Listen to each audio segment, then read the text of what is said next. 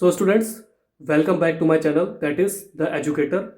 Today we are going to start our general English speaking part 25, and we are going to discuss about the same topic, that we will discuss about behavior of the nouns in our English language, and we will also little bit study about nouns and their numbers in singular and plural form. So students, let's begin our general English speaking part 25. So students, let's start our general English speaking part 25. So today we are going to discuss about the same topic, that we will discuss about behavior of the noun in our English language. So let's see. Behavior of the noun means जो संज्ञा है उसका क्या व्यवहार रहता है जब हम अंग्रेजी भाषा में उसका प्रयोग करते हैं या किसी से हम वार्तालाप करते हैं अंग्रेजी में।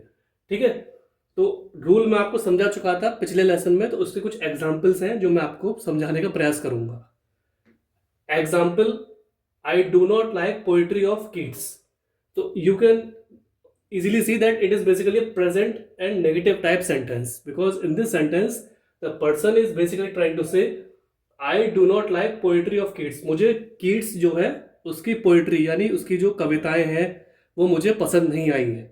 तो here you can see kids is basically a writer, a poet who has written the poem, so it is a noun and it is also meeting the condition of the rule third, which I told you earlier. So it is a clear example of rule 3.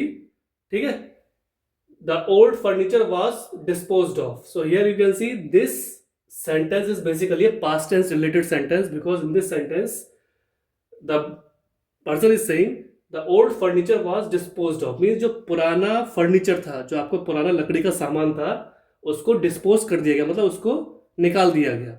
ठीक है, तो the old furniture was disposed of means ये आपका past tense related sentence है। So here you can see पुराना furniture को वापस निकाल दिया गया। ठीक है, तो ये आपका जो रूल थर्ड है, रूल थर्ड को पूरी तरीके से फॉलो कर रहा है। ठीक, the scenery of the Himalayas is excellent. Here you can see the scenery, मतलब जो दृश्य है हिमालय, जो हमारी पहाड़ियों की चोटी है, वो उसका बहुत ही एक्सीलेंट है, मतलब बहुत ही ब्यूटीफुल, बहुत सुंदर है। सो basically it is A present type sentence. Here you can see the scenery of the Himalayas is excellent means जो हिमालयाज का जो दृश्य है वह बेहद सुंदर है, बहुत ही एक्सीलेंट यानी बहुत ही ब्यूटीफुल है, सुंदर है और बहुत अच्छा है। ठीक है, तो ये भी आपका रूल 3 जो है आपका बिहेवियर ऑफ द नाउन का, उसको उस कंडीशन को ये मैट कर रहा है, और ये उसके पूरे 3 एग्जाम्पल्स थे जो मैंने अभी आपको समझाने का प्रयास किया है। ठीक है, अब हम आते हैं रूल 5 पे। ठीक है, रूल 5, सॉरी ये रूल 4 के एग्जांपल्स थे, तो अब हम आते हैं रूल 5 में। तो रूल 5 बेसिकली क्या कहता है, some nouns have the same form in singular and plural. तो कुछ संज्ञाएं ऐसी होती हैं जिनका सेम समान फॉर्म होता है, चाहे वो सिंगुलर हो यानी एक वचनीय हो या प्लूरल हो यानी बहुवचनीय हो। ठीक है, रूल 5 ये कहता है कि some nouns have the same form in singular and plural. तो कुछ संज्ञाओं का क्या होता है, एक ही समान फॉर्म रहता है, चाहे वो एक वचन में हो या बहुवचन में हो। ठीक है, एग्जाम्पल यानी उदाहरण आप देख सकते हैं, sheep, fish, cod, swine, deer. तो शीप क्या हो गया, शीप आपका एक बेसिकली एक पशु हो गया, एक जानवर हो गया। ठीक है, फिश क्या हो गई, फिश भी आपका एक जानवर हो गया। ठीक है, जो पानी में तैरता है, फिश। ठीक, मछली जैसा मछली बोलते हैं। कॉड भी एक तरह का जानवर है। ठीक, swine is basically it is another name for pig, which is an animal which normally we see anywhere on the streets. Okay, deer is basically is known as heron that we normally see in the jungles or in the forest. ठीक है, तो sheep हो गया, fish, cod, swine, deer are the examples of rule 5. Okay, अब हम आते हैं friends बड़े सेंटेंसेस पे। ठीक है, a series of lectures was delivered on the subject. Here you can see a series of lectures means a series of lectures का मतलब हो गया कि कुछ जो आपके लेक्चर होते हैं, ठीक है, उनकी जो श्रृंखलाएं हैं वो डिलीवर की गई थी, वो दी गई थी ऑन द सब्जेक्ट, एक विषय के ऊपर। So basically it is a past tense related sentence. And here you can see a series of lecture, मतलब जो लेक्चर की जो श्रृंखलाएं हैं उसको डिलीवर किया गया था, मतलब उसको दिया गया था ऑन द सब्जेक्ट यानी विषय पर, ठीक है। So it is an clear example of the rule 5th, ठीक। The fish can not live without water, जो मछली है आपकी वो जल के बगैर या पानी के बगैर जीवित नहीं रह सकती है। सो basically it is A present type sentence and basically it is A true sentence also, because इसमें कोई झूठ तो है नहीं, ये तो सच है कि मछली पानी के बगैर नहीं रह सकती है। So the fish can not live without water means मछली पानी के बगैर जीवित नहीं रह सकती है, ठीक है। अब आते हैं स्टूडेंट्स हम रूल नंबर 6 पे, जो बिहेवियर ऑफ द नाउन है। तो उसका जो बेसिक रूल नंबर जो 6 है, अब हम उस पर आते हैं, उसको समझने का प्रयास करते हैं। Some nouns when preceded by a numeral remain unchanged in form. तो कुछ जो संज्ञाएं होती हैं जब उनको आगे बढ़ाया जाता है किसी न्यूमरल, मतलब किसी डिजिट या किसी अंक से आगे बढ़ाया जाता है, नंबर से, रिमेन अनचेंज इन फॉर्म, तो वो क्या होता है, उसका कोई बदलाव नहीं होता, उसकी प्रक्रिया में कोई भी बदलाव नहीं आता है, ठीक है। सम नाउन्स यानी कुछ संज्ञाएं जब उनको आगे बढ़ाया जाता है बाय अ न्यूमरल, मतलब किसी नंबर से, किसी डिजिट से, है ना, किसी नंबर से, डिजिट से या अंक से हम आगे बढ़ाते हैं, तो वो रिमेन अनचेंज, तो वो बिल्कुल भी उसमें बदलाव नहीं होता, उसकी फॉर्म पे, मतलब उसकी जो प्रक्रिया है उसमें कोई बदलाव नहीं आता, ठीक है। इसके एग्जाम्पल देख लेते हैं। एग्जाम्पल यदि इसके उदाहरण क्या है, 100, 1000, लाख, करोड़, मिलियन, ईयर। तो 100 क्या हो गया आपका 100, बेसिकली 100 क्या हो गया 100 हो गया, गिनती हो गई 100 की, ठीक। 1000 क्या हो गया 1000, ये भी बेसिकली गिनती हो गई।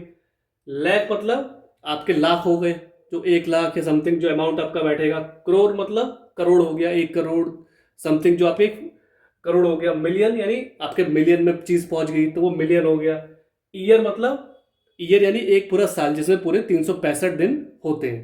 तो आप इसमें देख सकते हैं, तो ये रूल नंबर 5 की कंडीशन को मैट कर रहा है, जिसमें जो भी न्यूमरल है बिल्कुल अनचेंज है और पूरी तरह से उसको डिनोट कर रहे हैं पूरे एग्जाम्पल को, ठीक है। अब हम आते हैं इसके जो बड़े एग्जाम्पल्स है, जो सेंटेंस में हम इसको प्रयोग करेंगे, अब उसको जानने का प्रयास करते हैं। It was a 5-year project. तो here you can see it is basically a past tense related sentence and it is basically saying it was a 5-year project। ये 5 साल का प्रोजेक्ट था। ऐसा होता है ना कि स्टूडेंट्स, हमें कोई प्रोजेक्ट मिलता है कि भाई ये 1 साल का प्रोजेक्ट है या 3 साल का है या 4 साल का है, तो हम नॉर्मली यही कहते हैं कि it was a 5-year project, ये बेसिकली 5 साल का प्रोजेक्ट था। तो ये simple past tense related sentence है और ये रूल 6 की कंडीशन को मैट कर रहा है, ठीक। 600 miles is a long distance. So basically this sentence is simply a present type sentence because in this sentence they are clearly mentioning it कि जो 600 miles है, जो 600 मील की दूरी है, वो काफी लंबी दूरी है, is a long distance, मतलब है काफी लंबी दूरी है, ठीक है। तो here you can see 600 is clearly mentioned numerals और number is currently mentioned about the distance, ठीक है, कि it is a long distance, ये बहुत लंबी दूरी है।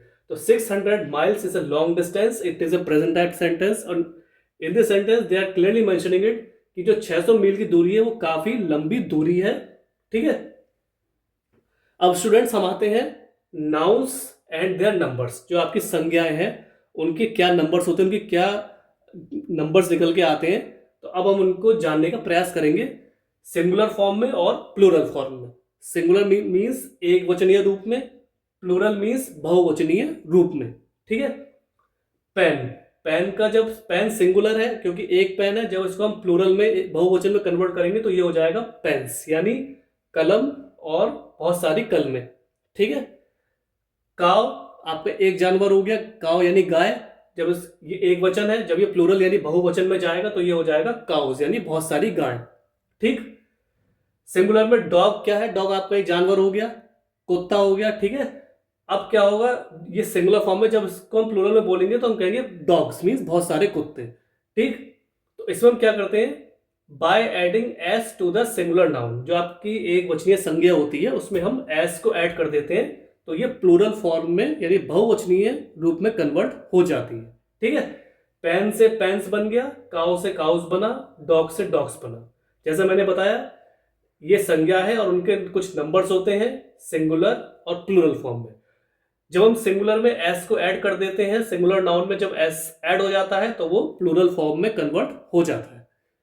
So students, this was the general English speaking part 25 in which I tried to explain you about behavior of the noun, means संज्ञा का व्यवहार के बारे में हमने जानने का प्रयास किया with previous rules also, rule 4th with rule 5 with long examples of sentences and small short examples also, and rule 6th also, and also little I also tried to explain you about little bit about singular and plural form of the nouns with numbers.